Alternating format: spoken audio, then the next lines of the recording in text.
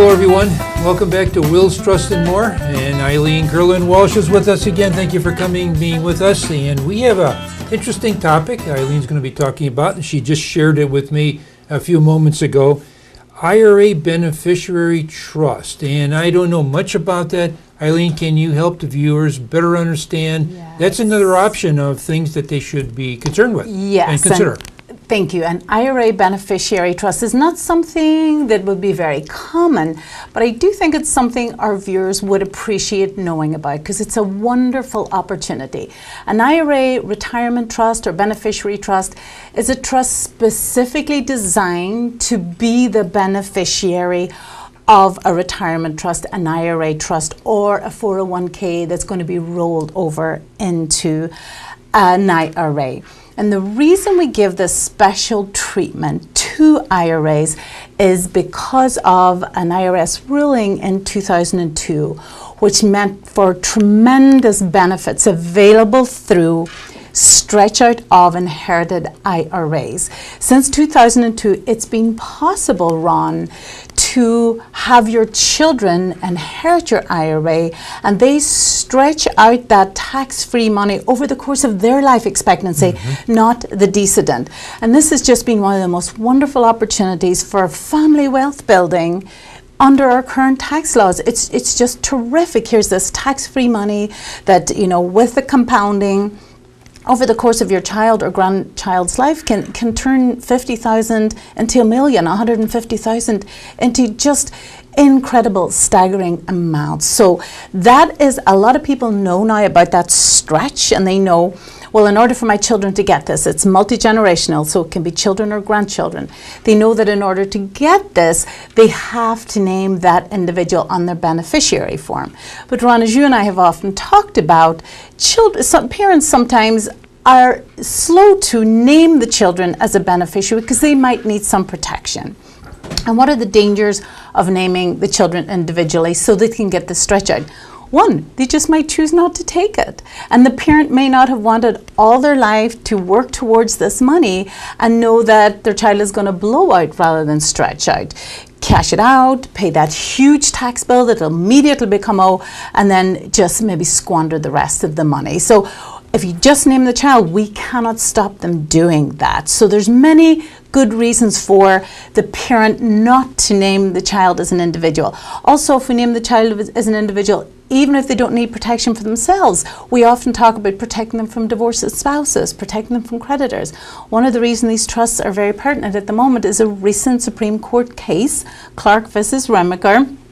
Probably not everyone is covering the Supreme Court cases, but what's important about that case is that the judges ruled that an inherited IRA is not protected from bankruptcy, is not protected from creditors the way our IRAs that we own are. So that really removed a protection that many people relied upon. So naming the children doesn't give a lot of the protections that we usually do in trust planning. So the next question might be, well then, fine, we have an RLT, we have a revocable living trust, we'll name that.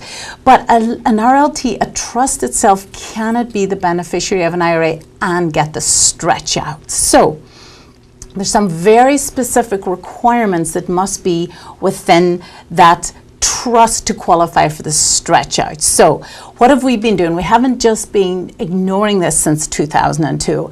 If a family wants a trust-based plan, we'll have specific language for retirement accounts and we'll get that reflected in the beneficiary designation forms, but it can get lost in there. And sometimes there's contradictory language, or the trustee of the RLT, it just isn't sensitive to how specific this needs to be handled. Everything could be distributed and cashed out before they even realize they have this provision.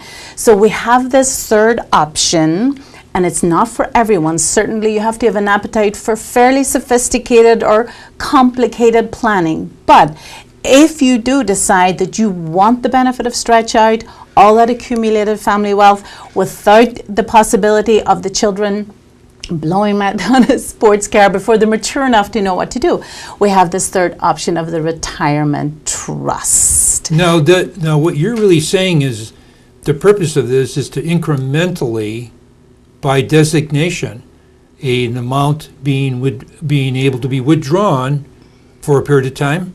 Absolutely. That's getting now to the heart of what this trust is all about. So what does stretch out mean? It means that if someone inherits the IRA over the course of their life, they can take required minimum distributions. Most of our clients who have IRAs are familiar what that means.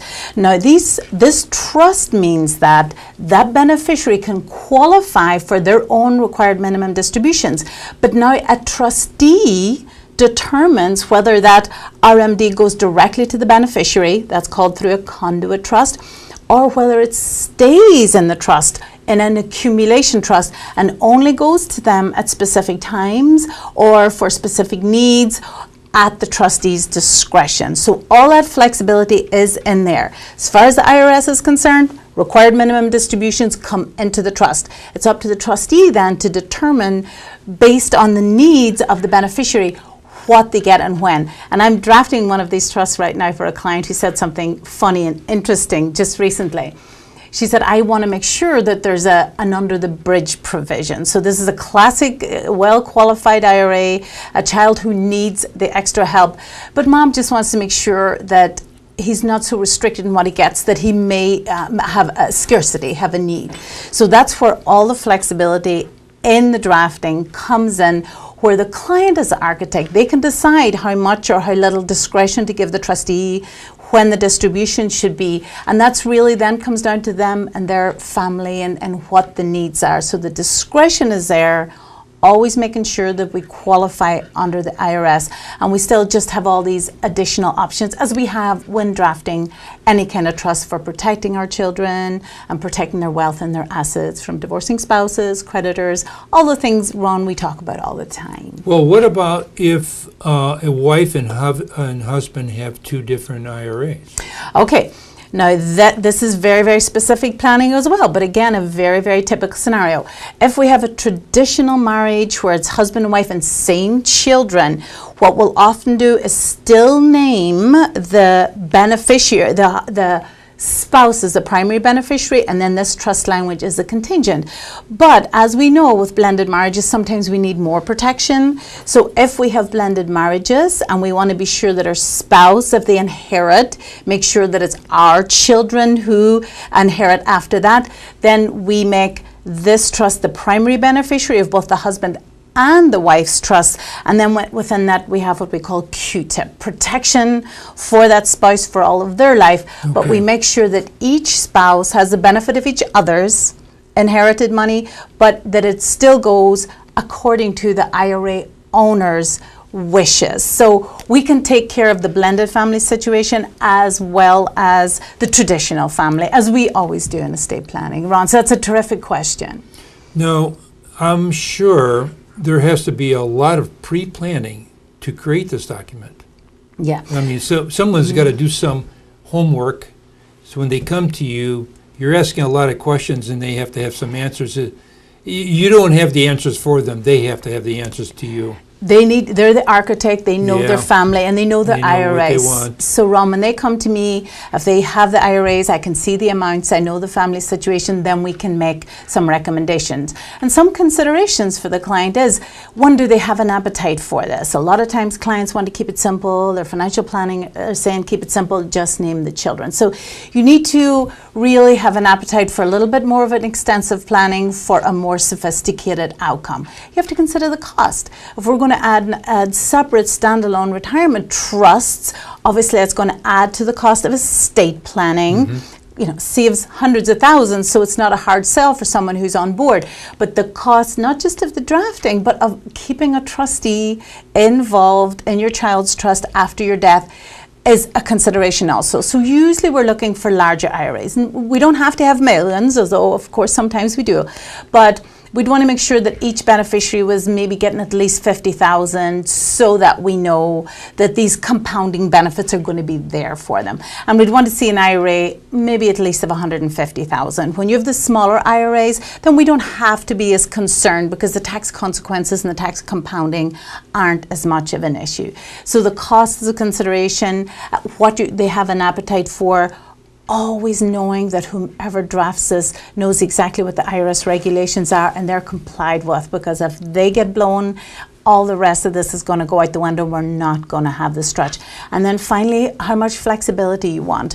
Whether you do have a family member that you know really needs that help and we can't give them discretionary distributions outright distributions, that it must be discretionary, or do we just want to have all this extra protection there and then maybe know that in 20 or 30 years time or 10 years time we may have more maturity, we may be out of a vulnerable and we can then give more flexibility to the trustee or to the beneficiary.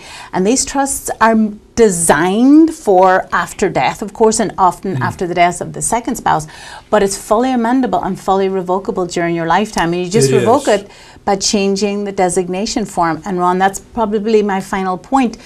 As with all estate planning, how you fill out those beneficiary designation forms with your various custodians is vitally important. It all has to operate together as a whole, because no matter how beautifully we craft this IRA trust, if the beneficiary designation doesn't match up and it's very, very specific how we fill that out, we want to do that. We want our clients to do it with them. We don't leave it to them or their financial planner. This is the way we can make sure it all comes together. So if we go to this trouble, this expense for this kind of saving in the future, we want to make sure it's correctly executed. And any terrific estate planning attorney will be able to do that. And this is exciting for me, Ron, because I belong to an estate planning association of attorneys who handle a lot of high net worth, and it was one of our attorneys who wrote the trust that just got approved by the IRS in a private letter ruling that these trusts qualify, that yes, you can have the best of both worlds. You can have your cake and eat it. You can have the stretch out and you can have these protective trusts. You don't have to choose one over the other, which was often the case. Well, the lottery close to being $500 million winner may happen tonight, which I will then, upon winning, have you and my attorney in my office the following morning. And your financial planner, absolutely, all of us. Yeah, and isn't it interesting, Ron, that they say that that's the first person you should call if you won the lottery? It's not the newspaper and it's not the state. You should call your financial planner, call your attorney, get that money protected before anyone knows. Yes, exactly. And of course, you're having to reveal who you are, unfortunately, and everything that's in the woodwork that would like to prey on you is going to come out. But the important thing is that you do talk to your attorney and your financial planner and get those protections all put in place. So I'm kidding about the mega winner. Be it a lottery win or just your lifetime savings. Yes, it's important, protected. See the professionals that can help you do that. Well, you covered a whole lot. I don't know. Is there anything else you want to conclude with? I mean, you covered a whole series of things that really focus on the IRA beneficiary trust. And most people probably would not have that, but there are a few that would. Absolutely. And it depends on the value and what they're looking for. And I certainly don't mean to frighten anyone who has a trust, because many of our clients, many of our viewers will already have a trust-based plan. They'll have the living trust, they'll have the will, they'll have it reflected in their beneficiary designations. Your RLT, your revocable living trust, probably already has some of this protection if it was drafted after 2002 for your children to attempt to get the best of both worlds. This is just a way to absolutely rock solid, Fort Knox, know that you meet the IRS requirements and you're going to have that opportunity for the family wealth. Right. So if you have an appetite for it, if you feel strongly about this situation, it's a wonderful option to know about, but it's very probably, if you already have a trust, taken care of to some extent, and sure would be no harm to take a look and make sure that is the case. Eileen, I'm going to have your address and phone number at the bottom of the screen. If anyone has any question further, I'll give you a call. We can go from there. Absolutely. We thank you again for coming on with us in another interesting topic, and we will see you in a few weeks again. Lovely. Okay. Thank you, Ron, and thank you. I'll see you again soon. Okay. We will see you soon in a few weeks with another topic, and Eileen will bring it to us. Thank you for watching us. Stay tuned.